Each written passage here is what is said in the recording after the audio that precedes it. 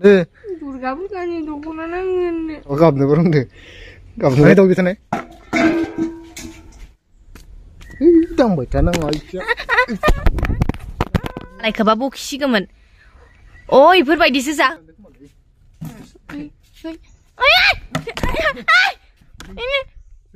हाय लोगोफोर खुलुमबाय आखाइ फारसेजों खुलुमनाय जालायबाय दै आंहा सेल्फि स्टेन्ड लाबाय नालाय नोंथांमोना गाज्रि मोनो नाङा ओमफ्राय जोंहा दिनै हासबेन्डआ भिडिअखौनो हमाखै आरोना मानोबा रागा गोसा गोसा खें खें जाबाय दङ ओमफ्राय मानोबा जाबाय दं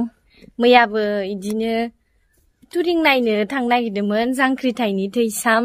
जोंनि गामि खाथियावनो देखायदोंमोन नालाय गासिबो गामिनिफोरा थांजोबदों ओमफ्राय जाहाल' थांनो नागिरनायानो थांनाय जायासै आरोना ओमफ्राय बोरदो थांनो मोनिनि जाहा हासबेन्डआ बोरसो गारो ओमफ्राय भिडिअ बानायनि दे लोगोफोरा आंना भिडिअ नायनो लुगैबाय थायो इदिनो शेयार खालामलायनोसै इदि होननानै बुंबाय ओमफ्राय आरो बोरनायानो बाराद्राय लाया भिडिअ सिडिअ ओरै खें खें जालायदो आरो मबाइल नायनाय इसोर भगबान सानफाथोलो माने मबाइलाव एमबि सोयै नायबायानो थागोन आरो इयो ओमफ्राय माइलाय लेथ्रा बाथ्रालाय गियानफोरालाय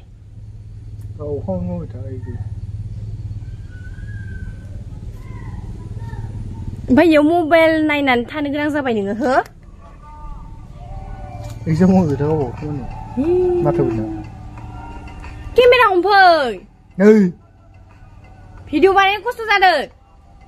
खाबथाना दोनै बिजाबा या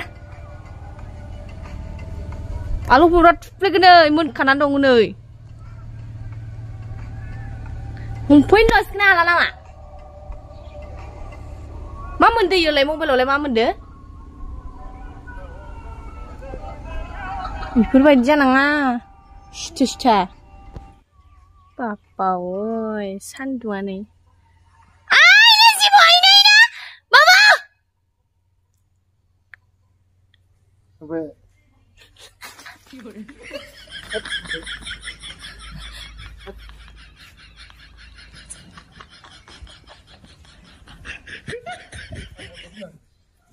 मा जायगाया फैबालाय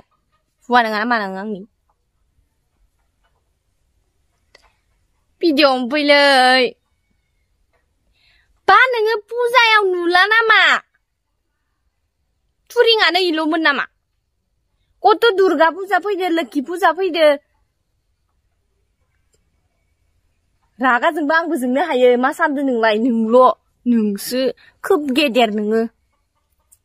गावखौनो गाव खोब गोरों सानदो बोर लुग्रा हाया माथो नों आंदो आजि गैयि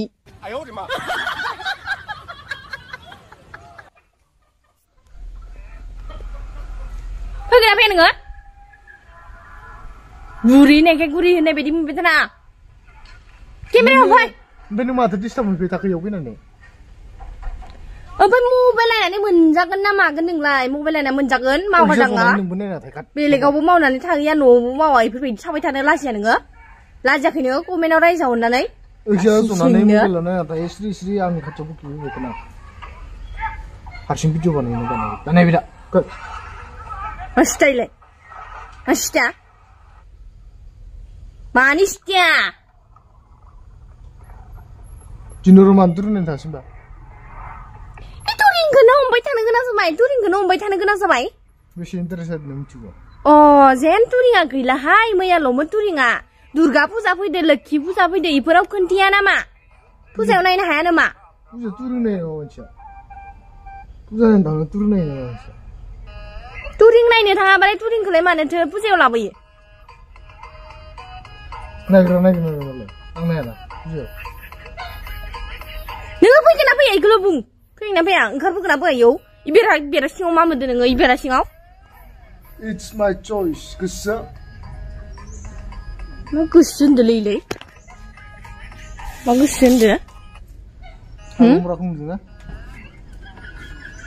ya lombrah kumduna mukono mesti mukono kumduna nih ya ayah sih kamu ini mbak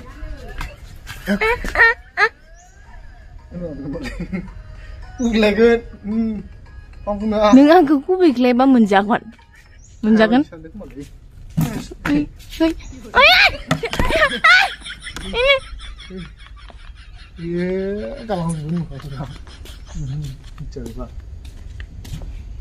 गावखौनो बक्सिं गेलेग्रा बायदि मोनना लादो खोमा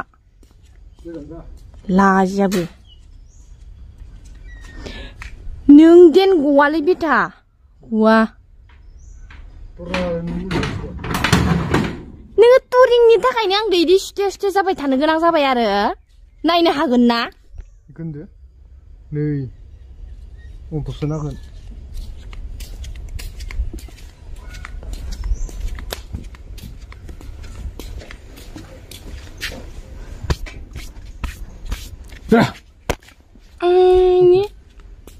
हानांजोब्बाय र' हानांदो जेनबा नांथ'दे बोरो जायो जोंना दांबाय थानाङा इसे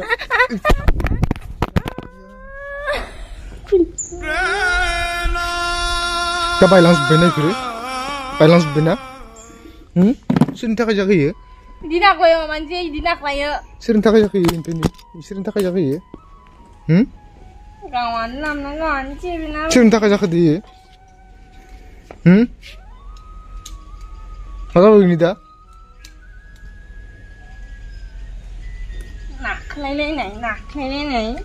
नाख्लायलायनाय ना आरो रावबो गैयावनो दानो दोखौ गारलां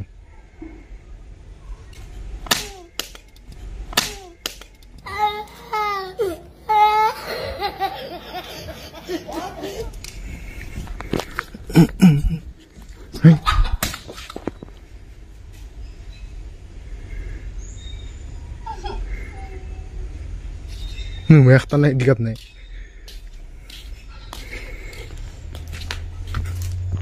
एखनदो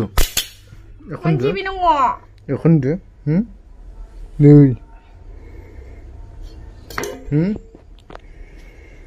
गावाबा माखौबा बोरनाय खालि खिलायबाय थानाय दा नों जाखायबाय बे नायो सोरनि थाखाय जाखोयो माने दावबाय थानाय नोंखो माने दावबाय थानाय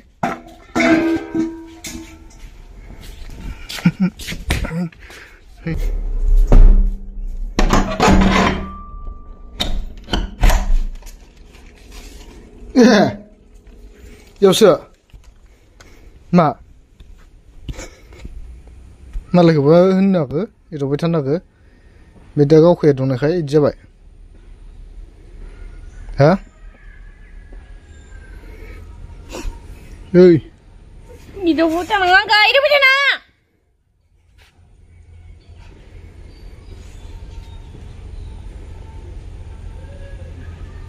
तुरिंआव सिख्लाफोर नुयो ओंखायनो ख्लाब ख्लाब थांनो ख्लाब ख्लाब सिख्ला सासे लोगो लाहरनायखायनोथ' आं थांनो ख्लाब ख्लाब जादोंमोन बे नों थांनो हायासैना दा दाया नोंनिनो मालायनि थांबाथाय मानो थांनांगौ जाखो गोसो लोगोबानो थांनांगौ नामा गोसो लोगोसो दानि जुगाव फोथायजायो गोसोसो थोलाय खुमायो खोमा गदायबो लाबोगोन आरो माथो लाजिया नों लाजिया लाना फैनायल' माथो लाबोलै नोङो लाबो सिजादो इखौनो जागोन आरो थानो मोनगोन न'आव थानो मोनगोन सोरनि आंनिसिनाव लाजियाबो सोरनि नामाव दं आंनिसो लाजिथारा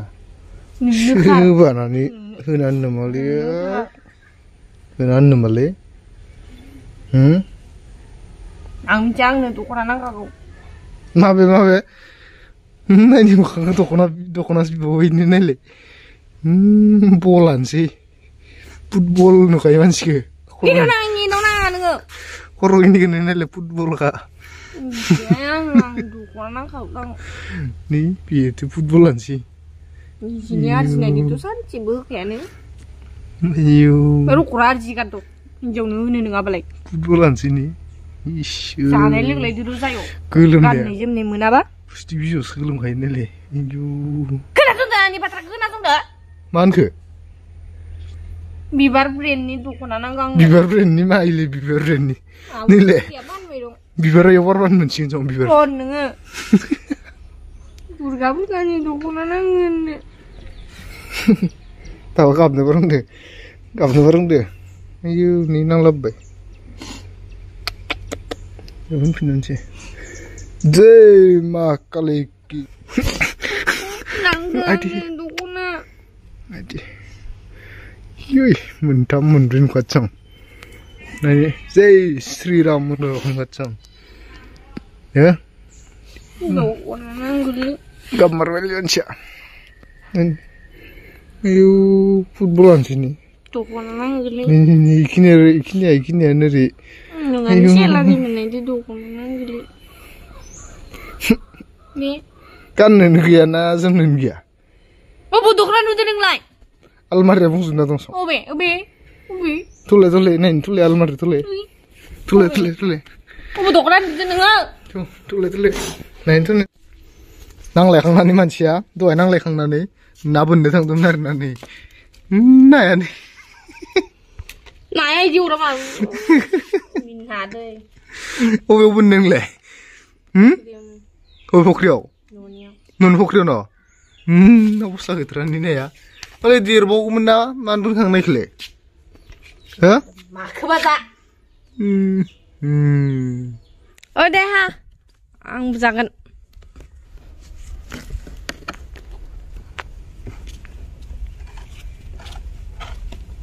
मोनजायो नामा जानला मोनला माबा लेथ्रा बाथ्रा खासिदा होदो नोंलाय लेथ्रा बाथ्रा रोङियाव बखिनो बैलायखो ना माखो दे नोङो इसेखा गैया नामा इसेखा सुरुंजो हानाय हाया नामा खासिदोलै मा लेथ्रा बाथ्रा नोङा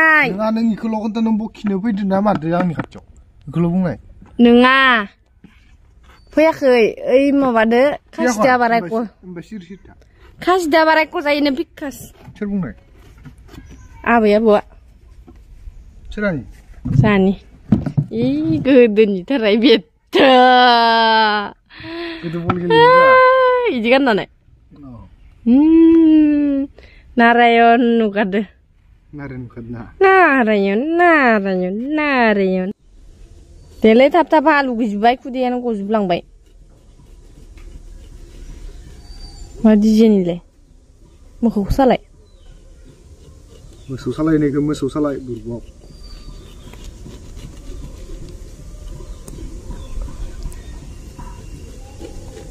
गोजिथा आयै दहायनिफ्राय नेनानै दाबो मोनजाला जाहैबाय नामा जानोल' मोनजायो न' भगबान मालायखौबा बखिसिगौमोन दा अ इफोरबायदिसो जाहोलांबाय दं ओंखायनोथ' दाबो जायाखै जानो गाहामखौसो जिदो ना गाज्रिखौसो जिदोलै जायो नै दा जाजोब्बाय ओंखाम रखम जाखायो खायो बा जाया माने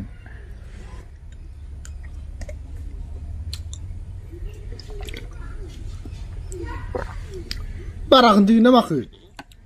जेनेबा मोदोमाव मा जागोन बेनो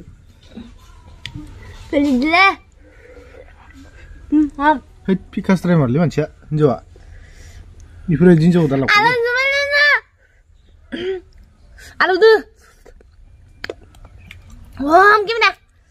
माबायदि जाखायो माबायदि जाबाय जायै मालायखौसो निजिया संग्राया